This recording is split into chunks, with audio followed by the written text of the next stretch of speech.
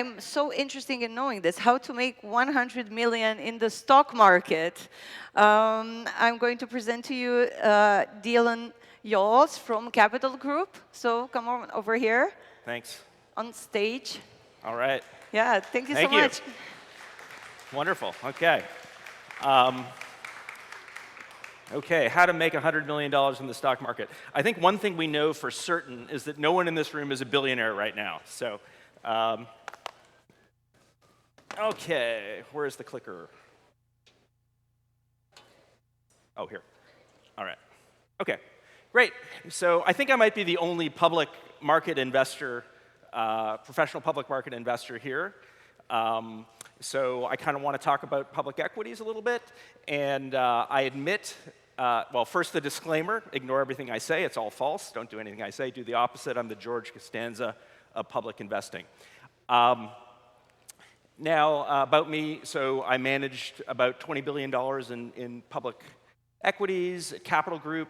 Capital Group's basically a very long horizon public market investor.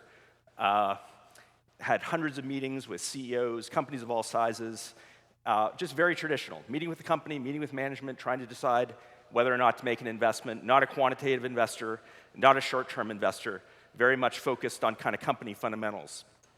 I'm a somewhat contrarian person by nature, as you'll see, and I'll go through a little bit kind of what my approach has been. Okay, so I did call this How to Make $100 Million in the Stock Market. I admit now that the title is a little bit of clickbait, if you hadn't realized that already. I had noticed this book a few years ago called How to Make $1 Million in the Stock Market Automatically. I felt compelled to read it. What I was shocked when I went through this book is that the decision rules, it's sort of a book about market timing of stocks, the decision rules they present are actually shockingly good. I actually back-tested his system going back to 1930, and it was extremely effective. I had to make one small change to what he did to make it work back to 1930. If you want to know what that small change was, we can talk about it in the Q&A. Okay, so what I'm basically going to do, part one, how I approach stocks in the market. It's going to give you a sense of my style, but maybe it'll give you a sense of how institutional investors might look at companies. I'm going to talk a little bit about the current IPO environment and some lessons for founders. What's the environment look like right now, and sort of some lessons I've learned from IPO meetings that hopefully might help some of the people in the audience if you one day do become a public company. So first, how I approach stocks. So a lot of people say this, you might have heard it a lot. Investing is an art, okay? And I totally agree with that statement, 100%. However, it sort of raises the question, what is art? Which is actually not that simple to define. And there may well be someone who studied aesthetics in the audience who will completely disagree with everything I'm about to say. I'm not going to try to define art, but I am going to talk a little bit about what I think art is. Okay, some art. Okay, so look at these next three paintings and think about how would you sort of come up with a characterization for all these three. We have Pablo Picasso. You've all seen Picasso and kind of the Cubist type of art before. This is girl before a mirror. You can see the girl, you can see the mirror. Then we have Claude Monet, Bridge over a Pond of Water Lilies, and I strongly recommend, if you've never been to Giverny, which is not too far from Paris, going to Monet's house, you can look at this very beautiful bridge, this very beautiful pond, and also see his wonderful house. But you sort of get an aesthetic of how Claude Monet saw things. And then, of course, we have people like Salvador Dali, who kind of looks at the world in a very different way, okay? So you can sort of see where I'm going with this. What do I think art is about? I think art is about differential perspective, right? It's about the artist looking at the world, seeing something, seeing the world perhaps in a way that others didn't see it, putting that on the canvas or in the object, and then communicating that differential perspective to us, the viewer. So we see that, we say, oh gosh, I'm looking, now when I go to Giverny and I go look at that bridge, I might see that and perceive that in a very different way than I might have otherwise. Okay, so I think investing is very similar. It's about this sort of differential perspective. When I consider public market investing to private market investing, the difference is that everyone can go out and buy the same stock today, right? So everyone's looking at the same data, everyone's looking at the same stock price, and the question is, who has a differential view on kind of what that company is? The best investors, the best public market investors I know, tend to be kind of quirky people. I think you'll find that. And the reason is they often tend to look at the world in a sort of a different way. And just as an artist hopes that the viewer will change their view, I think we, as investors who are trying to buy something with a differential perspective, hope that the rest of the world will eventually see the world the way we do. So that's kind of what my approach is. I wanted to look at it from another perspective. Some of you may have seen this famous illusion, what animal do you see? I don't know, what percentage do you see a duck, what percentage do you see a rabbit, but the idea is you could see both a duck or a rabbit. You can see a rabbit where those are the ears, and then that's the eye, or you can see a duck where the ears are actually the bill of the duck, and the eye is sort of pointing in the opposite direction. And you can switch your perspective from one to the other. Is it a duck, is it a rabbit? Well, it's neither, we don't know, it sort of occupies both of these states. And the way I think about companies is sort of similar when I'm investing. They can be ducks, they can be rabbits. And the way I think about it is, and no offense against ducks, but I sort of would call a duck I love ducks. A duck is sort of this idea of a possibly challenged company that's sort of selling at an inexpensive valuation, and a rabbit is sort of this idea of a great growth idea. And what I'm personally trying to do is I'm trying to buy things when the market sees a duck, but in fact, it's a rabbit, and eventually that will be proven true over the course of time. And that may seem like kind of an impossible thing to do, but it happens extraordinarily often, really, really often. And the other thing is, of course, it's always super obvious in retrospect. It's never so obvious when you're looking forward, and that is sort of the challenge. So when I think about, do I have a differential perspective on the stock? Does it matter if that differential perspective is correct?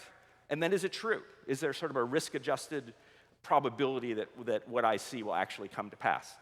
And I try to make sure I have an affirmative answer for all those three things.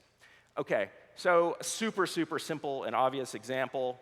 Apple in 2007, launched in 2007, obviously.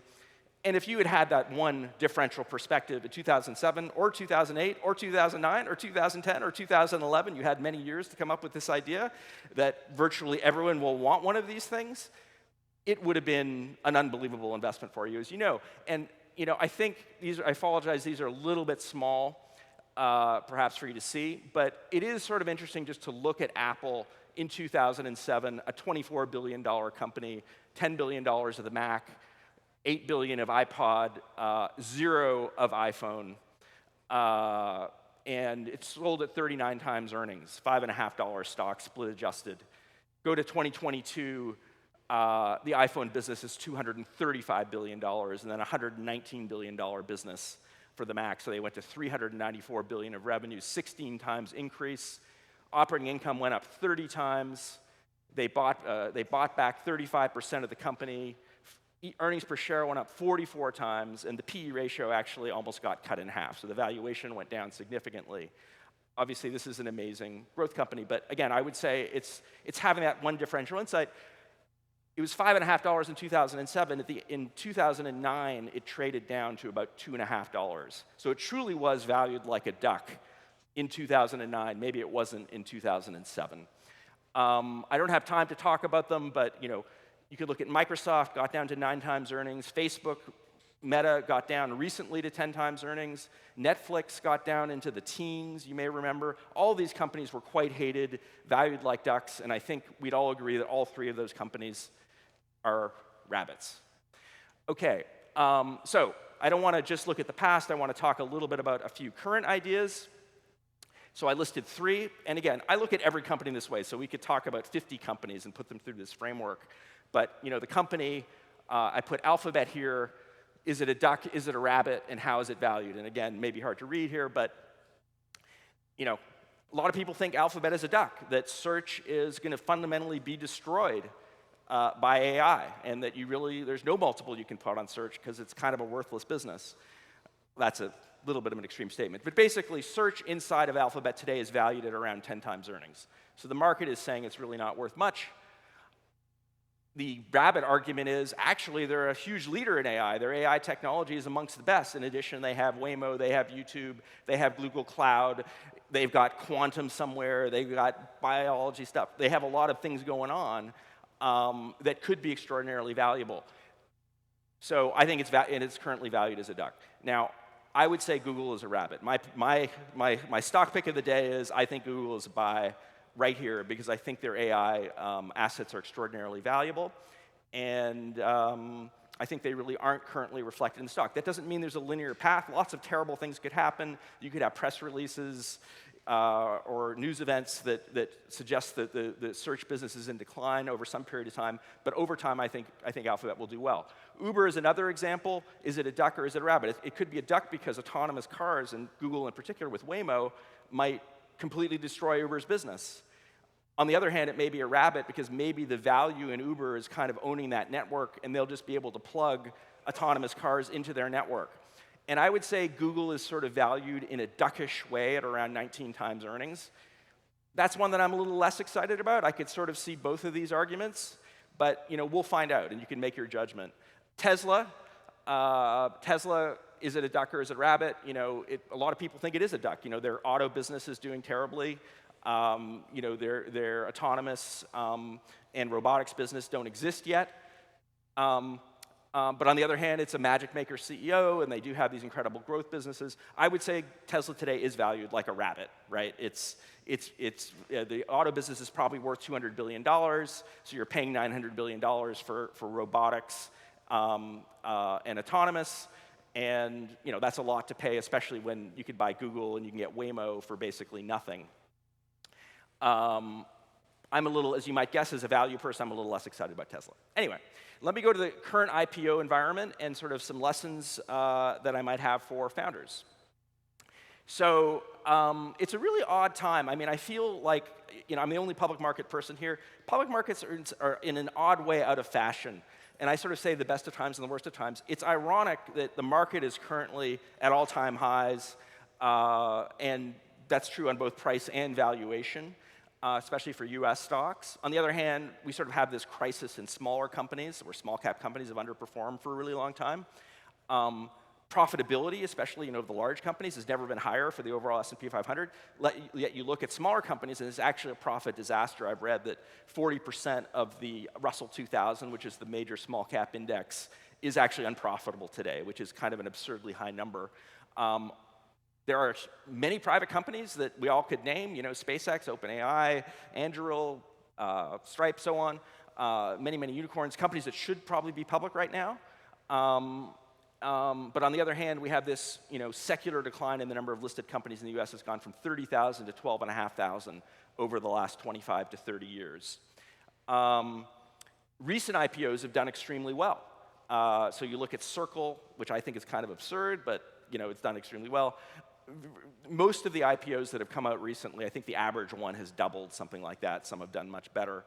On the other hand, we had this terrible SPAC period where I don't know exactly how many SPACs were released, but they're kind of all down 95%, and virtually all of them were terrible companies that are never going to make a dime. M&A is the other thing, of course. Many large cap companies would love to be doing an M&A. We've been in a difficult M&A environment from a regulatory perspective for some time.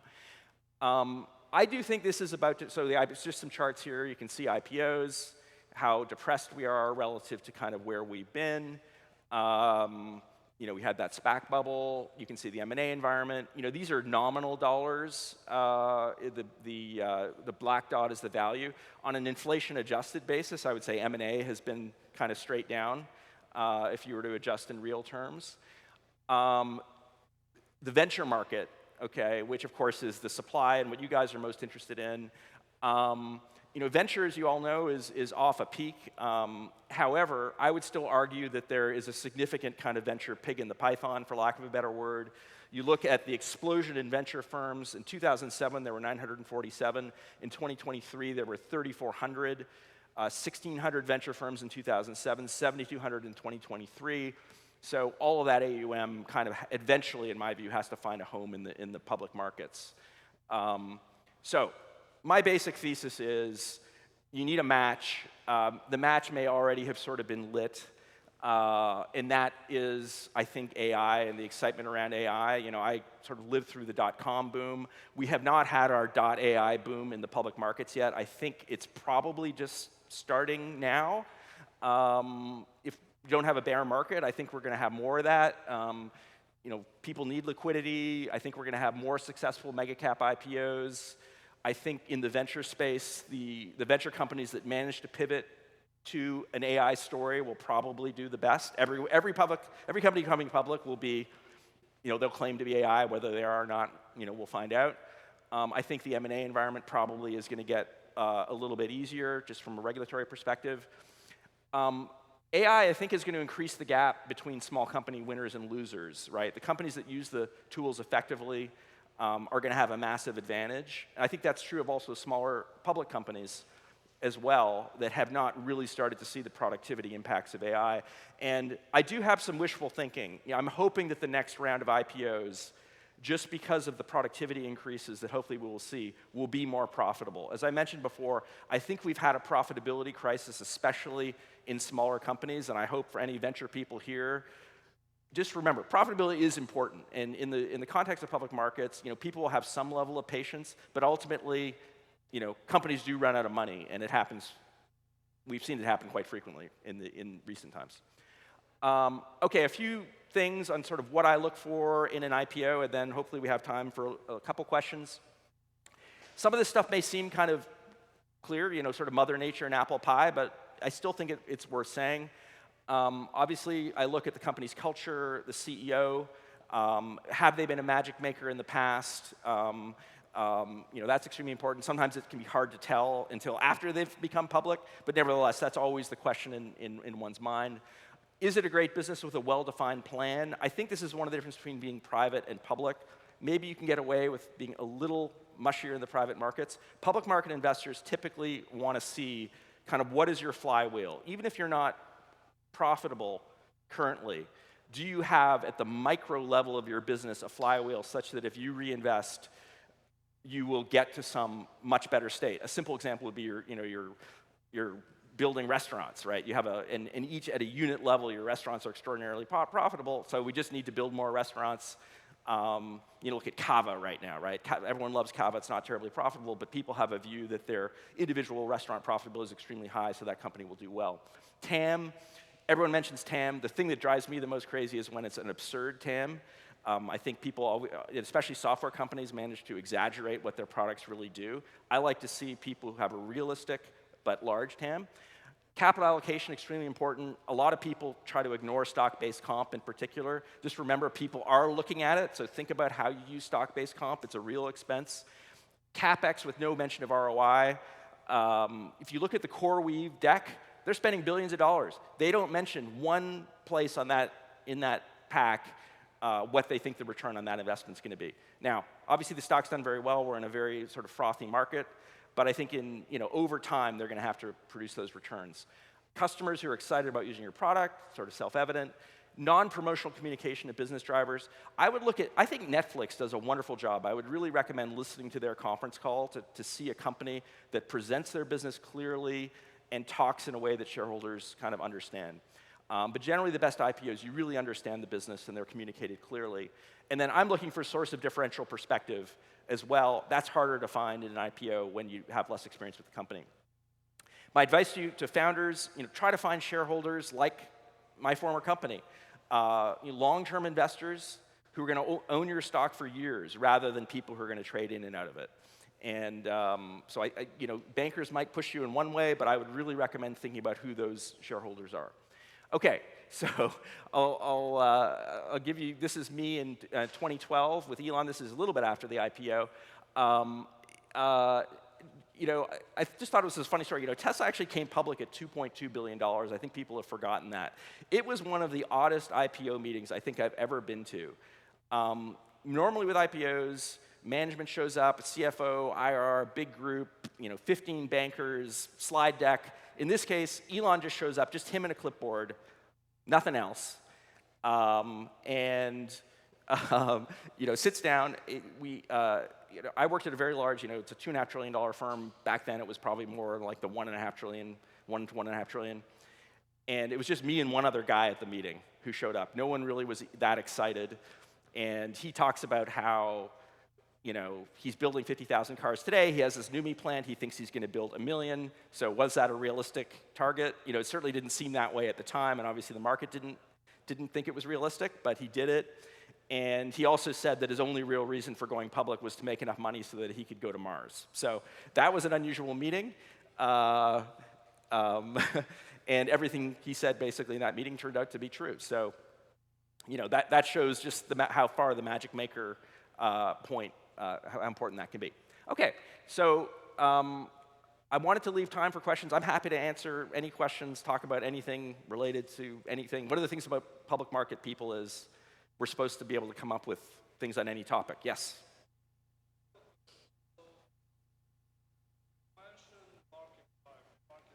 Yes, market timing. So the standard thinking is that market. Oh, here we Yeah. go again. Yeah, That's better. yeah. Okay, I'll repeat again. So you mentioned at the beginning of your slide deck the market timing. Yes, So the standard thinking that everyone pushes you to go Right. for is that market timing doesn't work. correct.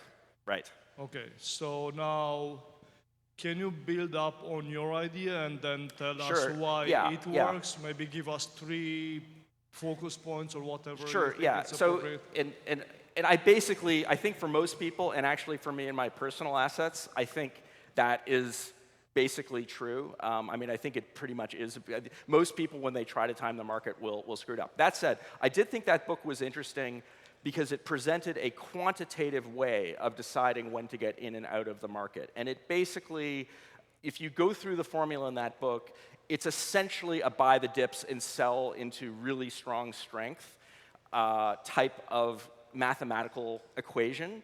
What I found interesting was that it actually worked. Now, what I had to do to make it work, it's essentially a high water mark that he says if it goes significantly below the high water mark, you buy, and if it goes enough above the high water mark, you sell. What I had to do was adjust by inflation that computation. And when I did that, that rule worked going back to like the 1930s. But the problem with it is if you're going to follow something like that, you have to be incredibly disciplined. And the reality is, in the heat of the moment, it's just so hard. Like, it always feels different. When it's tariffs or whatever, like, it always feels different. And so I just think it's really hard for people to do. And the reality is the market is an incredible profit-making machine. So the need to improve on it is not that great. Like, even if you had bought the NASDAQ in March of 2000 at the absolute peak, you've still done pretty well. And at that point, it was trading at like 100 times earnings, and 70% of the companies aren't even the same in the NASDAQ index today as they were in March of 2000. So it's like a completely different group of companies, and you've still done extremely well, right? So I do think it's like a powerful freight train to try to mess with too much. I don't know if that helps. We can talk more after. Yes? Hi. What are some of the sources you use to get to DAX? Sources for like information? Yeah, information, yeah. Yeah. So one thing I just generally would say is, the SEC gets a lot of criticism. I actually think they have done an amazing job democratizing data for small investors. The amount of tools that are available to a small investor versus a professional investor, it's pretty close, right? And so some of the tools I think are truly fantastic out there. It's not just data, but it's also the tools. So Koyfin, K-O-Y-F-I-N, is a really wonderful product. They have a free tier. And to me, it's better than FactSet, which you have to pay $40,000 a year for or something like that. It's a really wonderful tool. It's web-based. They've also got a nice iPhone app. There's something called Ticker, T-I-K-R, which is really great just for looking at the financials of a company in a really super clear way. It doesn't cost very much. It is a paid service. There's an app called Quarter, Q-U-A-T-R, which is fantastic for conference calls and company presentations. I actually find Seeking Alpha to be kind of useful. A lot of people criticize it, but I think there's, to at least kind of know what some people are thinking about the company is I think it's interesting. And then, there's a lot of street research that's available with brokerage accounts. If you have an E-Trade account, you get Morgan Stanley. If you have a B of A account, you get B of A research. If you have a JP Morgan account, you get JP Morgan. So you can kind of open accounts and get research from all these places. And then there's just so many podcasts, there's so many people on Substack and X who are smart investors who are kind of tweeting their ideas. So those are some of the things. Sorry, back in the, yeah. Can you please share some advice on portfolio construction? I imagine it depends on the market size of the company. Like you cannot make the same return with a 2 trillion company like with one that it's only a few hundreds billions and so on. How would you distribute those types of stocks in a portfolio? Sorry, can you speak? It's just a little hard to hear with the echo. Yeah, in terms of portfolio construction. Portfolio construction. Yes, what's your advice? Portfolio construction. My advice is not to focus too much on portfolio construction. I mean, you can obviously run portfolios through optimizers and so on. I think just diversification is the more important thing. So I think most people, if they're buying individual companies, own too few. You know, the reality is any one stock in your portfolio can easily go down 50%. Like, I'm excited about Google. Could it go down 50, 75%? And that's kind of on the outer edge, but never say never over a long period of time. So my main advice is for any investment you own, can you tolerate it going down 50 to 75%? If you can't, then you need to own more companies, right? And diversification, they always teach you in business school, is the one free lunch that you have, right? Like you decrease the volatility of your portfolio, and you generally increase the total return. And you want to have some level of concentration, but you want to own enough stocks. So I would say, probably most people should own at least 30 companies in an active portfolio, something like that, across industries. Yep. They're in the green, sorry. Yeah.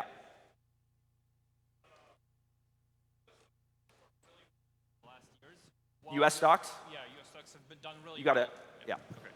So US stocks have done really well in recent years.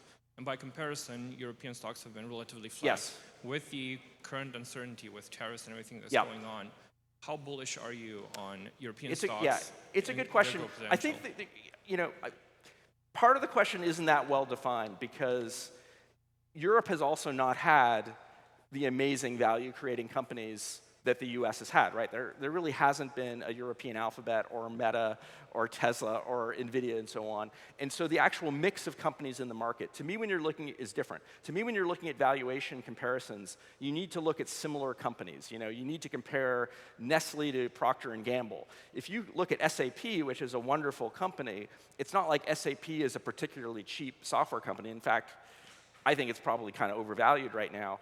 But you look at or like ASML is a wonderful company. It's somewhat interesting, but it's not like selling at this enormous discount.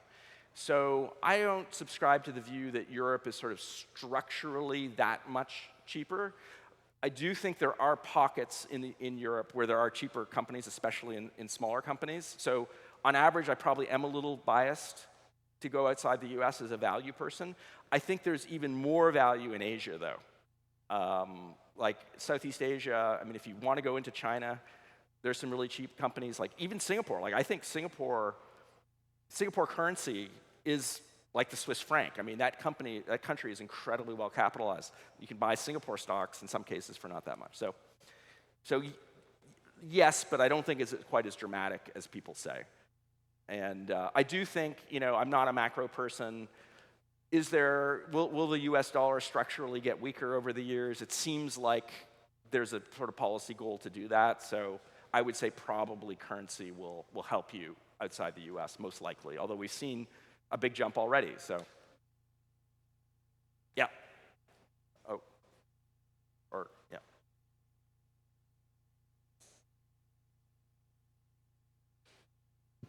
Hello, so you were talking about AI. Yes. There are so many trading robots that trade, and all the big companies manage to have these trading platforms that are enabled by AI. Yes. So what's the future of a private investor in this environment? The future of private investors. Well, I think it's incredibly bright, potentially, right? Because I think the number of small companies, there could be an explosion in smaller companies that can be profitable at a much lower revenue level, potentially, right? The value of the idea, I think, will go up. So I think there's I think what most of the venture people would say is they're creating companies that are going to destroy the soft underbelly of all the public companies, right? And so, public companies that don't react fast enough to disruptive threats are going to be Amazoned. And that's kind of always what the private investors say, and I'm sure, yeah, maybe I didn't understand the question.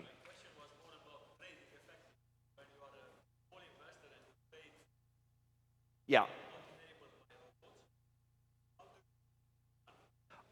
oh, you're not enabled by a robot? By Oh, I see what you're saying. Okay, yeah, I don't think that's really the right way to look at it. I think there are a lot of different ways to make money in the market. So, you look at like a Citadel, which has like you're talking about like a Citadel that has high frequency trading and quantitative and everything. I mean, yes, they are capturing tiny little spreads in front of retail investors. I think really what that means is if you're trading all the time, you're going to get destroyed by them. However, I think if you're a long-term investor and you just buy great companies, the transaction costs you're paying in public equities is extraordinarily tiny. So I think you can still win with a time horizon advantage. Do we have time for any more? Tell me when I have to stop. Anyone last one, or do we want to just? Okay. Sorry, maybe you. Okay. Hi. I'm curious about your research process. Yeah. So let's say that you're analyzing a new company. Yeah. What is the minimum, the average, and the maximum time that you spend researching a company before you invested in it? That's a good question. One thing I'd say is that there are many different levels of research you can do on a company. So you can come up with an investment opinion in 10 minutes. You can come up with an opinion on a company in a day. You can come up with an opinion on in a month. I would say normally the minimum time I'll spend is a day, but and I might spend more like a week. But the important thing to know is, or in some cases, the important thing to realize is that it's a long process, right? Like you can sell the company at any time, and every company to me is like a novel that's unfolding, right? And you track it over time, and you're constantly updating your case. So I would say it's more about the idea of continuous research and continuously following, rather than how much research I do up front. I would say I'm probably a little quicker to invest than the average person, but I also hold more companies, and then I pare things down over time if things don't work out the way I think I'm hoping to.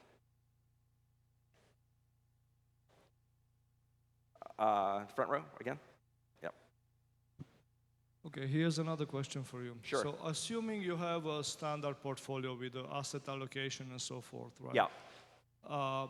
How would you integrate your market timing strategy while holding like a standard portfolio in order to increase the performance of the portfolio? How would you? I'm not sure I understand the question. I mean, you Okay, could just, how would you do it? Let's say, would you slice like a 20% of the portfolio, set aside okay, funds the way that particular market timing book, what he wants you to do is he wants you to start with 50% cash and 50% stocks, okay. And then you kind of keep a certain percentage of cash, and you raise and lower that cash based on. Use it that way. Yeah, he uses cash. It's very hard to do. I mean, the reality is it's hard to do. I mean, so but it has worked. It has worked if you follow him. But yeah, but I think it's basically the idea is you vary the percentage of cash, and then you'd want to use an index fund. Obviously, yeah. Yeah, to vary your level of exposure. Yeah. Okay. Because then you have to be willing to give up the safety of the diversification and all that stuff, and you have to believe in the actual system. No, you're buying an index, so it's a diversified portfolio. Right. Yeah. Right, but in the sense that you have to believe in the system that it's going to work and you're going to eventually make money. That's right. And not lose money. So that's right. That's what I meant. You do. Right. Thank you.